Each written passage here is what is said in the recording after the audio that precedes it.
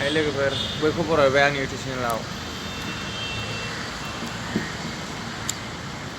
दा नै आं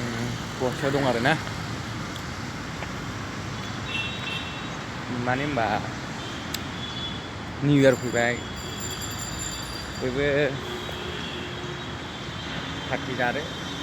पिकनिक जादो ज'नो आरो लोंनानै गारिफोरखौ आसे सालायलायबानो जाबाय बयबो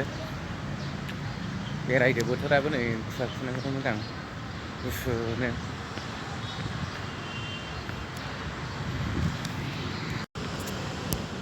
बोसोर गोदाननि बयबो इन्जय खालामदो दिनैथ' 30 जाबाय लास्ट डिसेम्बर गामहाय 31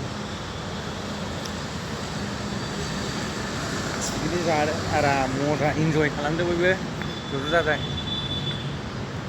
महायबा दिरबिल महायबा दिप्लाय मोनाबिलि ज' पिकनिक जाहैदो आरो आं बयखौ बुङो आंनि लोगोफोर नोंथांमोन लोंनानै गारिखौ आसे आसे सालायबानो जाबाय बयबो गाव गावनि सेफटिनि थाखाय लोंनानै जेनेबा कन्ट्रल थाबानो जाबाय बयबो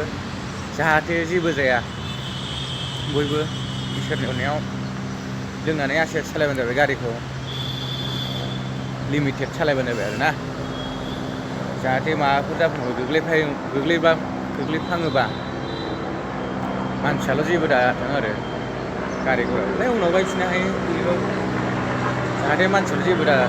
होननानै बयखौबो बुङो आं लासै लासै सालायदो लोगोफोर होमबा दिनैनि भिडिअ'आ एसेयावनोसै